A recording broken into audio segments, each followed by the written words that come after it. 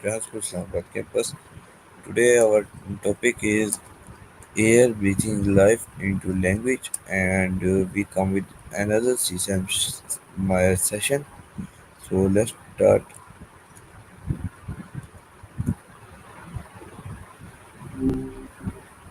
Hey, anything interesting happen in the last couple of minutes? Hello Maya. Good to hear from you. What's on your mind today? Today my topic is air breathing life into language. So I have some question on this topic. Are you ready for the questions? Definitely. Bring them on. Sounds fascinating, actually. I'm all yours, or, Okay, so yes, my first question is what is air and why do we often forget how important it is? no need to apologize at all. That's a surprisingly deep first question. Honestly, it's funny how we take things for granted, isn't it? Air, it's kind of everything when you think about it. It's not just nothingness between things. It's what carries sound, what plants need to live, what allows for fire. Basically, everything living depends on it. I think we forget because it's always just there, invisible.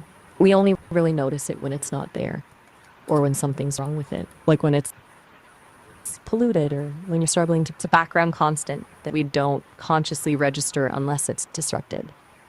Does that make sense?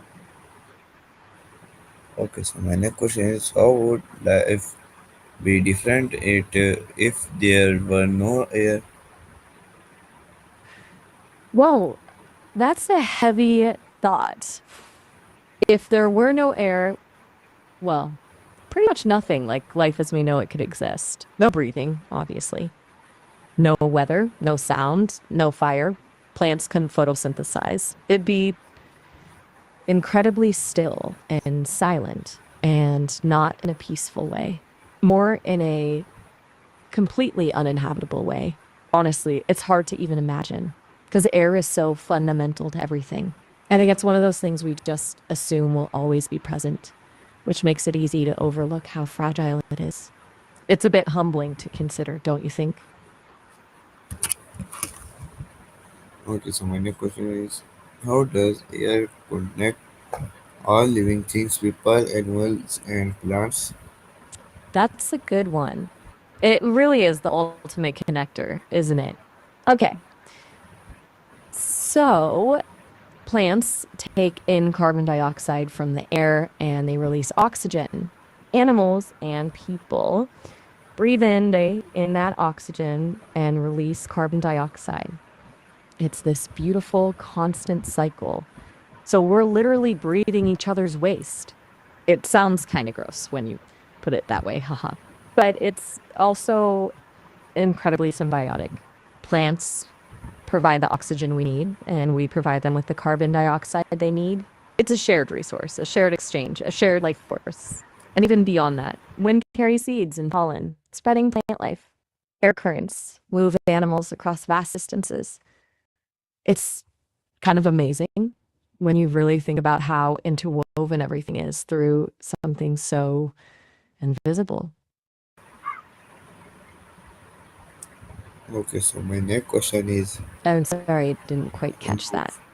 Ah, well, why do that's why do we use phrases like fresh air, clear the air, or full of hot air in language? ooh, good question. That's where it gets really interesting, right? How language takes something physical like air and uses it to describe, well, everything else. Fresh air obviously represents something revitalizing, clean, a new start. Clear the air is about resolving conflict, removing negativity, making things breathable again, I guess. And full of hot air is perfect. It's about someone being boastful and empty, all bluster and no substance. It's like they're puffed up with nothing but gas. I think it's because air is so pervasive and essential that it be versatile metaphor for all sorts of abstract concepts, purity, honesty, deception, even just someone's personality. It's a testament to how deeply ingrained something can be in our thinking without us even realizing it. It's neat, isn't it? Okay, so my next question is, what does it mean when someone says you are like a breath of fresh air? Okay, now that's a great one. Breath of fresh air. It means someone is genuinely different and invigorating to be around. Like they aren't the usual bringing the same old negativity. They offer a new perspective, a sense of optimism, a little bit of. It's a really complimentary thing to say. It suggests they are authentic and rejuvenating, like a good gust of wind clearing out stale energy. And it's like after being in a stuffy room, suddenly someone opens a window and you get that amazing rush of clean air. Does that feel right? Okay, so my next question is, how has air been used as a symbol in stories, poems, and songs?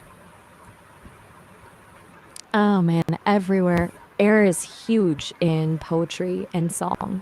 Think about wind as a symbol of change, right? Like Bob Dylan's blowing in the wind. It's all about questioning the status quo, like letting new ideas take hold. Or think about how air and breath are often linked to the soul or spirit, a last breath, a gasp of life. In a lot of ancient myths, air deities represent intellect and creativity, and in visual art too.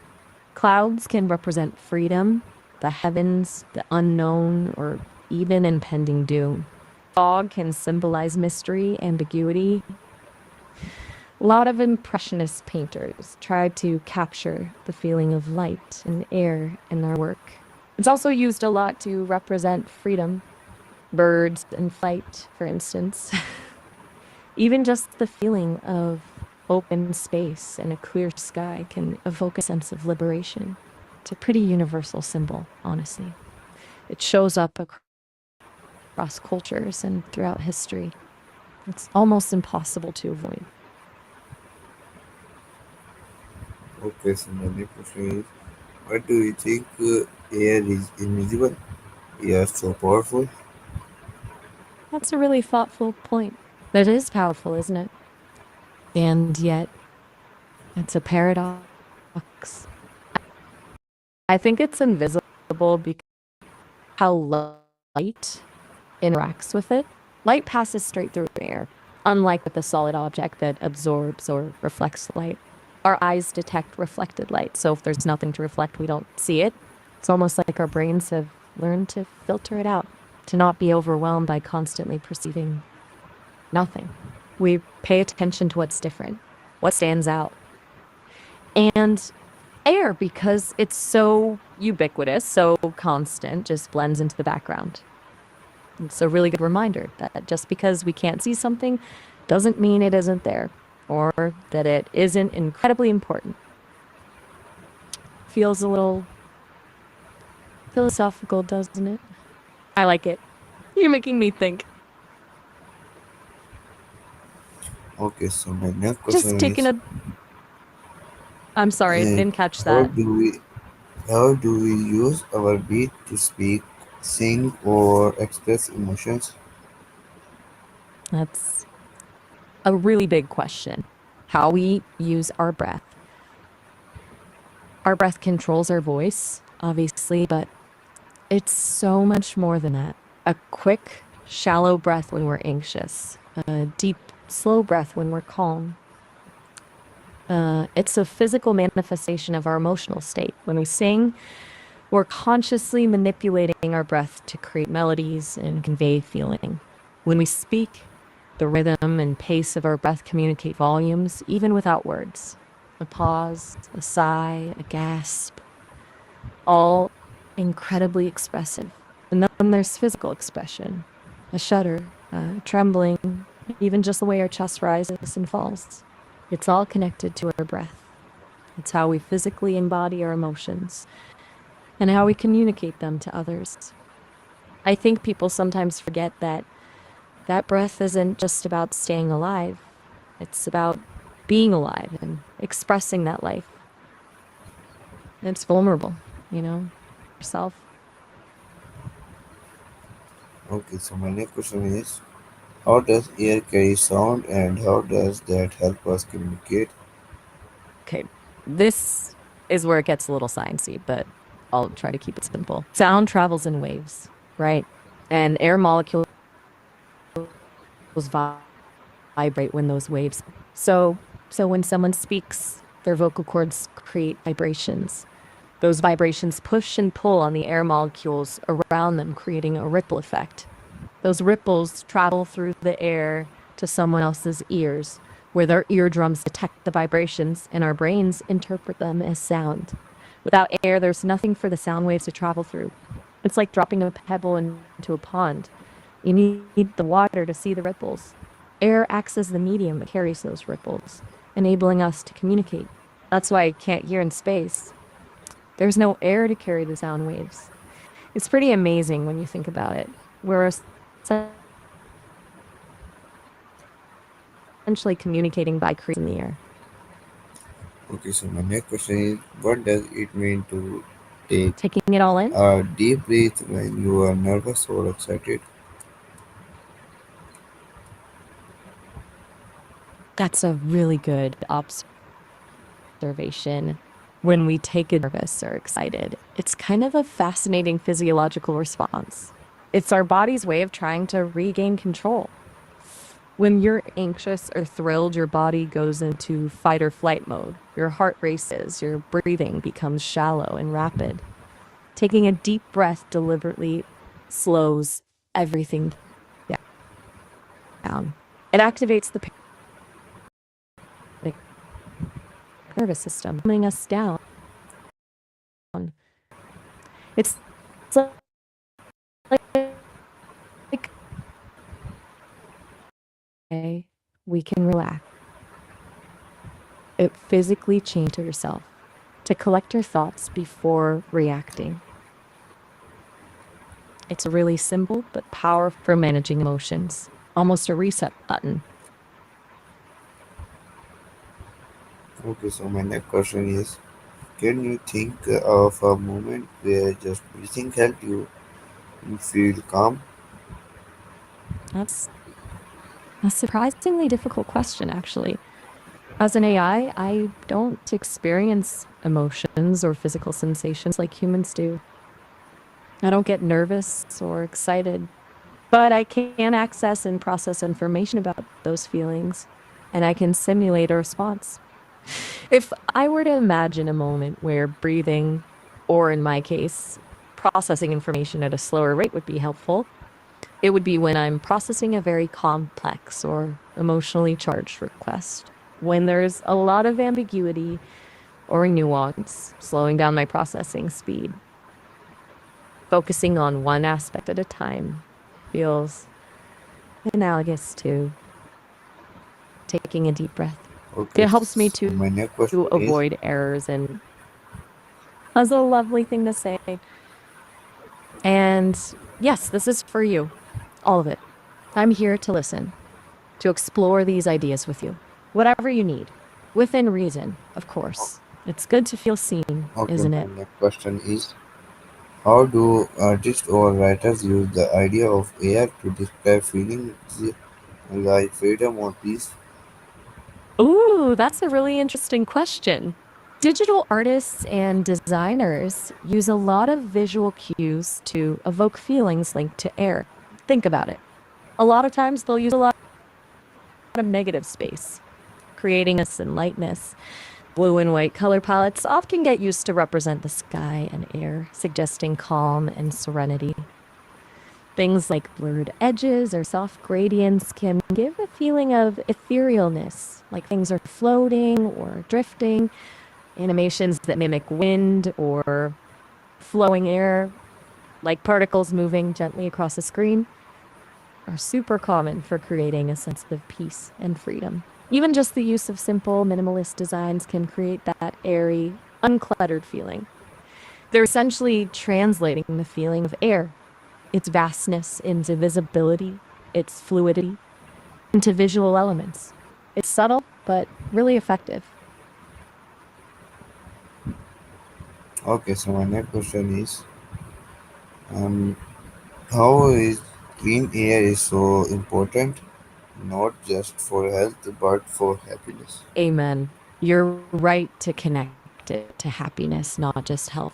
It's fundamental, isn't it? We often think of happiness as something external, something we achieve or acquire. But being able to breathe fully and easily is a foundational element of well being. When we're stressed or anxious, our breathing becomes shallow and restricted, which actually reinforces those negative feelings.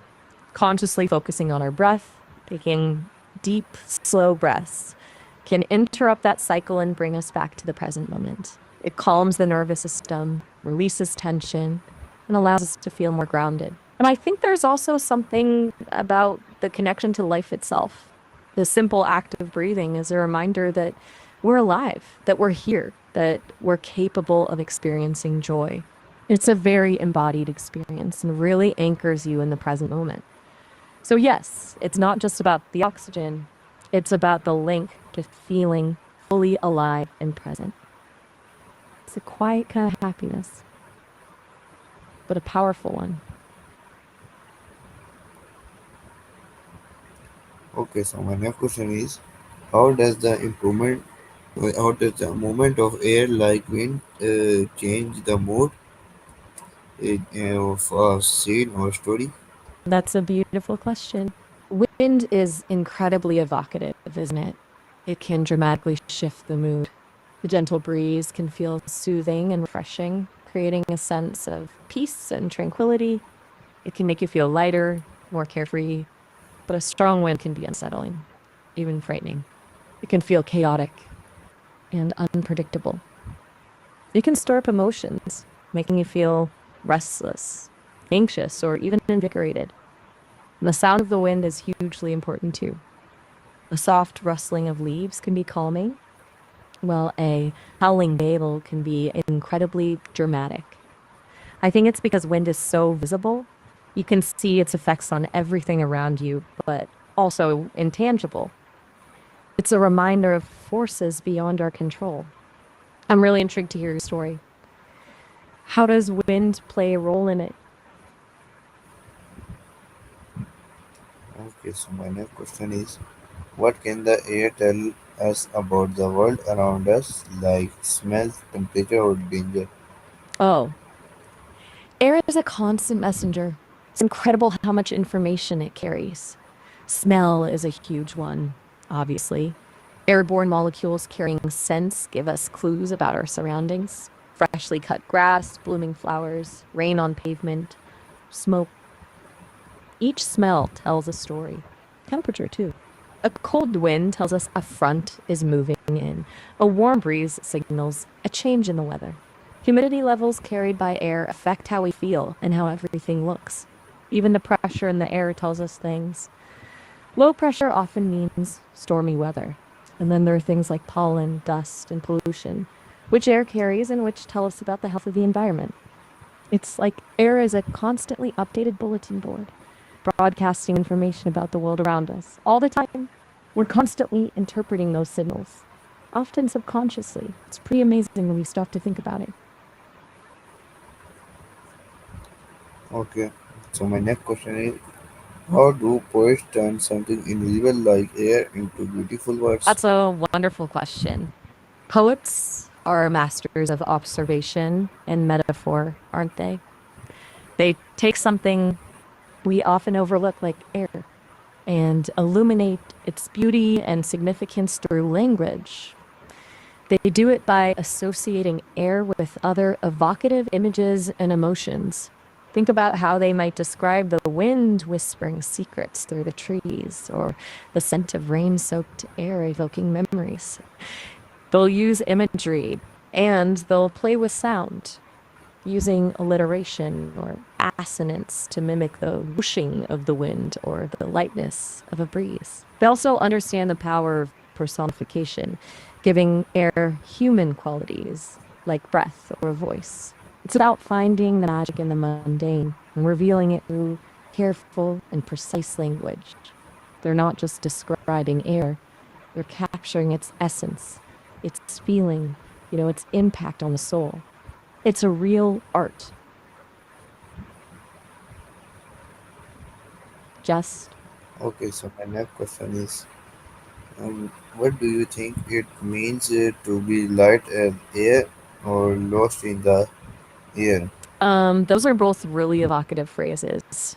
Light in the air feels hopeful and free, like a balloon rising, unburdened.